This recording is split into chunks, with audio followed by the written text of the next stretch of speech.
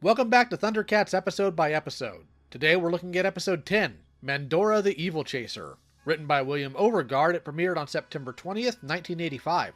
The episode opens in a field of tall grass, showing a large container sitting in it. We join Lion-O and Snarf as they approach the container, Lion-O curious about what's in it, and Snarf concerned with the object, thinking it should be left alone. Lion-O pushes on though, curious about the noises coming from it. Snarf points out the signs on the container and warns Lion-O not to open it, but Lion-O opens it anyways, concerned that someone may need help. As he does, he's pushed out of the way by the three captives exiting the container. One of them looks similar to a chameleon and kindly helps Lion-O off his feet before heading off. Lion-O comments on his politeness, but Snarf is panicking. His purse has been stolen by that character. No, I do not know where he kept the purse, and I will not be asking. Lion-O initially chastises Snarf for making a claim like that, until Snarf fires back. You need proof? Then where's your sword? It's gone! The Eye of Thundera is gone! But how? They rush through the grass, but can't find the thief anywhere. They meet back at the container, with Lion-O realizing his curiosity got him into trouble again. Snarf, though, notices a vehicle is heading their way from the sky, and a woman on a flying motorcycle lands nearby, immediately demanding answers. She informs Lion-O that he just released 3 interstellar convicts that were headed to the penal planet, that were left there for pickup. Lion-O apologizes, but this doesn't go well. Sorry, Never mind. What could you expect from an inexperienced oaf and a fuzzy shrimp? Snarf, though, isn't too keen on letting the insult slide and demands to know who she is since she's never been seen around there before. This is when the woman introduces herself. She's Officer Mandora, Evil Chaser. She works for the Interplanetary Control Force. She immediately conscripts both Lion-O and Snarf to help her locate and return the prisoners. They'll start with Plutar. Apparently, everything he touches decays and dies. Everything Plutar touches eventually dies. Trees, flowers, animals.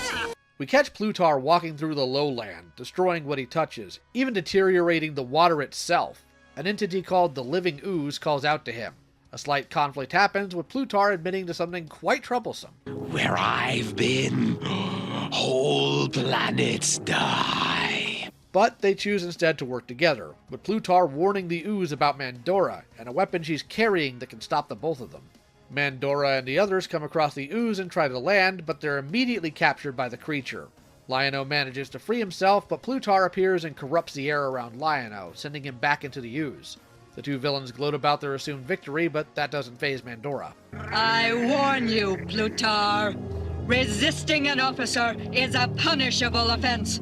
Plutar gloats that Mandora's career is over as she has no help with Snarf and Lion-O incapacitated. Her response to this is to free herself by partially disrobing, and getting to her bike to grab a device Plutar calls an enzyme catalyzer. The Ooze tries to stop her, but it's too late. She fires the device, but it jams. She has to clean its nozzle first, a pain anyone with an airbrush has experienced. Once that's done though, she aims it and it shoots out a foaming substance that immediately dissipates the Ooze. She frees Lion-O and Snarf with it, but Plutar tries to attack her. She's too quick though and nails him with a headshot, leaving Plutar harmless. Now that they're all safe, Lion-O has to ask what was in that gun. Her answer is surprising. An ancient formula, now a closely guarded secret. It used to be called soap. Mandora loads Plutar onto her bike and takes him back to the container. The container is called a cell sled. As she leaves, Lion-O hears a strange noise. It's another one of the prisoners, Burnout. He's rushing to a doe, obviously trying to run it over.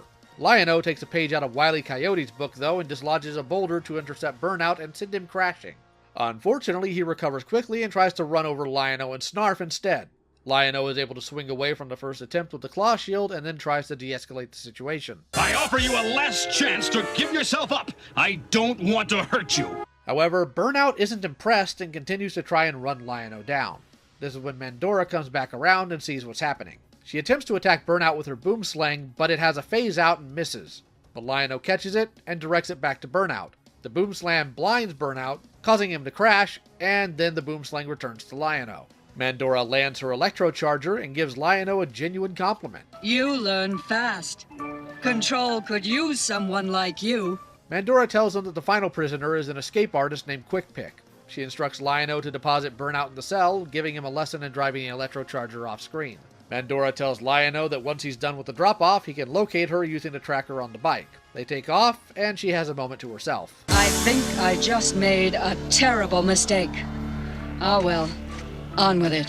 The more I delve into this show in depth, the more I understand why I have some of the mentalities I do. She begins tracking Quickpick's location as Lion-O and Snarf head for the drop-off. She comes to a clearing, trying to figure out where Quickpick is, considering she's right on top of his signal. However, she's quickly swallowed up by the ground below her. We meet back at Lion-O loading Burnout into the cell of Plutar when a warning on the electrocharger goes off. He doesn't know what it means, but Plutar does. It means the ladies had it. Lion-O pays him no mind though and heads to her location with Snarf. Going back to Mandora, we see she's been captured by hog people, which still doesn't seem to faze her. They take her to a small opening where Quickpick is also sitting, captured just like she is. He's happy to see her, though. Glad to see you, Mandora. Anything you have in store for me would be an improvement over this. She asks who the person the hogs are consulting with is, and Quickpick tells her that he's the king of the mud hogs, but to not expect any communication as they don't talk with words. Mandora asks what's around his waist, and Quickpick admits that it's what he stole from Lion-O and Snarf. Suddenly, the mud hogs start dancing around and heading towards them. They grab the pair and force them over to stairs that lead to an opening in the ceiling just big enough for their heads. Once they're there, Mandora notices that they've been tied to the ladder, but Quickpick doesn't know why, as there's nothing there. Unfortunately though, Mandora points out that he's wrong, noticing the massive vulture flying above them. As it descends, we cut to Lion-O and Snarf, who had just arrived. They scare the vulture off and land. Mandora tries to warn Lion-O, but it's too late as both he and Snarf are captured by the hogs. We fade in back below ground with one of the hogs digging a hole. We actually don't know why this hole is being dug, and you never see it again in the episode. Your guess is as good as mine. Lion-O notices the sword and tells them that if he could get it, they could escape. With Lion-O's confidence, Quickpick decides to risk it and have Mandora and Lion-O obscure him from view.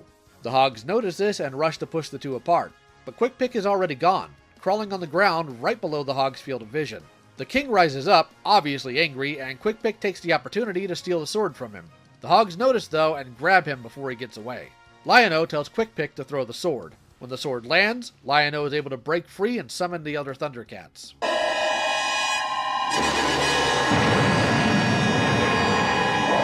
The other ThunderCats pile into the tank and head Lion-O's way. Back with the hogs, the four of them are surrounded, but Lion-O doesn't want to harm the hogs. Assuming the end is near, Mandora pays Lion-O another compliment. Before it's too late, Lion-O, I have to say you'd make a great evil chaser. Suddenly, the tank powers through the wall. The hogs surround it, but instead of using the laser cannons on them, Panthro opts to just turn on the headlights and blind them. The hogs flee, leaving Lion-O and crew safe. We then cut to the council chamber, where Lion-O is having a back and forth with Snarf. Snarf, though, is still upset that he didn't get his purse back. That's when Panthro comes in and gives the purse to Snarf, courtesy of Mandora. Happy to have it back, we close out the episode with this. Your only problem is You're too curious. That's my boy. Script editor's commentary from Peter Lawrence. Bill excites a lot of conflicting views, it seems, and always did. Those who were obsessive or controlling about the nature of the show hated that he basically threw away the main characters and played with his own creations. I love the fact that he brought so much novelty and so much imagination to the table, and I believe that one reason for the show's success and longevity is that it was never predictable. If Leonard Starr or I or anyone else had written everything, if there had been no place for Bill, there would certainly have been far fewer surprises and far fewer captivating supporting characters. Mandora is a great figure, smart, sassy, and sexy, and let no one deny that a lot of boys watching the show loved the women. I wish I had $1 for every now adult fan who has told me that he fell in love with Chitara. That's not something I quite understand, but if it worked for them, the Interplanetary Control Force, who could resist the organization? Especially if it employed sassy babes on space Harleys. Babes who rose through the babe stereotype by being witty, intelligent, and tough. The problem with any Bill Overgard script was to bring in the main characters, and to give them, or at least Lion-O, a significant role. Bill tended to pay for a Matt Damon and then relegate him to a doorman in a couple of unimportant scenes. In the end, I stopped asking Bill to remember he was writing for ThunderCats and to please employ the cast we had created. I encouraged him to deliver whatever came to mind, and then got out the shoehorn and jammed in the main characters myself. Another wonderful aspect of Bill's writing was his dialogue, an ancient formula. It used to be called soap. He had written some great books, Pieces of a Hero and A Few Good Men, to mention just two. Pieces of a Hero almost made him an A-list Hollywood writer. It was due to be made into a major motion picture starring Lee Marvin, but as I understand it, at the last moment Marvin opted for Emperor of the North instead. Bill did, of course, write several other produced screenplays. Perhaps he was too idiosyncratic for a conventional screenwriter's career. That idiosyncrasy is what appealed to me, and it made a huge contribution to the show. David Crichton, Hear the Roar, the unofficial and unauthorized guide to ThunderCats. Now my thoughts. William Overgard is one of the most infamous and polarizing writers on the series. He put out some of the best scripts, but also had some of the absolute worst of the series. Mr. Lawrence was right about his interest in making new characters in whatever episodes he wrote as well. Out of all the episodes he wrote, I believe only 1 or 2 didn't outright introduce a new character. He liked bringing his own toys to the sandbox. Not that there's inherently anything wrong with that, obviously. I'm not about to complain about Mandora as a character. While the episode is good, it's not without its criticisms. Lynn Lipton, the voice actress for Cheetara and Wily Kit, was also the voice actress for Mandora, and it's just barely different from her Cheetara voice. It gets better in some of the other appearances for the character, but this one was pretty noticeable. The same with Bob McFadden's voice for the Living Ooze in Burnout. They're not very far off from his voice for Slythe. I will say, though, that I have no clue how he was able to pull off that voice while making those gargling sounds. It's genuinely impressive. It's also interesting the menace they gave 2 of the 3 escaped prisoners, with Plutar flat out admitting that he's taking out entire planets before. That's absolute nightmare fuel. We also have Burnout, showing himself to be a deranged creature that just likes harming others. The show gives us obvious reasons as to why they're going to jail. The third one, Quickpick, doesn't seem to be all that externally harmful. This won't be the last time we see Quickpick either. So if you like him, know that we'll see him again. His more gentle nature is something we find out isn't some sort of trick.